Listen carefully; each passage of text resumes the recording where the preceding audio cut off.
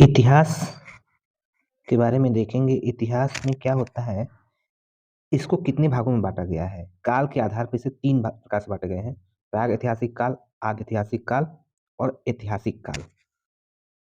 प्राग ऐतिहासिक काल के अंतर्गत तीन काल आते हैं: पूरा पाषाण काल आता है, मध्य पाषाण काल आता है, नव पाषाण काल आता है। और इसमें पूरा पाषाण काल को भी तीन कालों में बांटा गया है: निम्न पाषाण काल, मध्य पाषाण काल, उच्च पाषाण काल।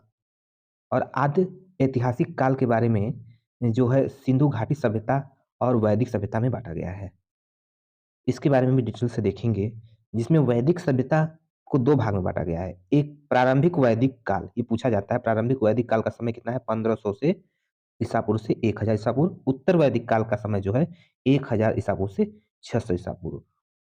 मतलब भगवान गौतम बुद्ध के जन्म से जो पूर्व का जो होता है 600 ईसा पूर्व, उस समय तक उत्तर वैदिक काल रहता है। और प्रारंभिक वैदिक काल 1500 से 1000 ईसा पूर्व, ये समय याद रखें।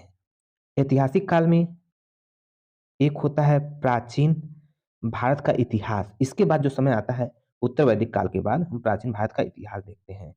फिर जब से संतलत काल जब आते हैं, भारी आतंकियों का आक्रमण होता है, उस कालीन को मध्यकालीन भारत का इतिहास कहते हैं।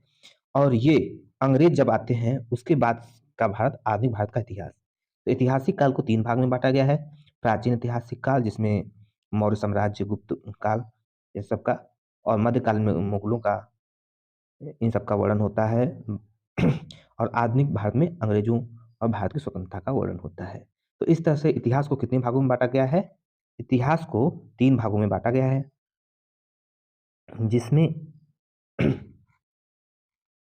प्राग ऐतिहासिक काल, आद्य ऐतिहासिक काल और ऐतिहासिक काल। जिसमें इंपॉर्टेंट है आद्य ऐतिहासिक काल में सिंधु घाटी सभ्यता और वैदिक सभ्यता। वैदिक सभ्यता में दो भाग हैं: प्रारंभिक वैदिक काल, उत्तर वैदिक काल। जिसमें ये 1500 ईसा पूर्व से 1000 ईसा पूर्व तक प्रारंभिक वैदिक काल है, और 1000 ईसा पूर्व से 600 ईसा पूर्व तक उत्तर वैदिक काल है। और ऐतिहासिक काल में प्राचीन भारत का इतिहास है, मध्यकालीन भारत का इतिहास और आधुनिक भारत का इतिहास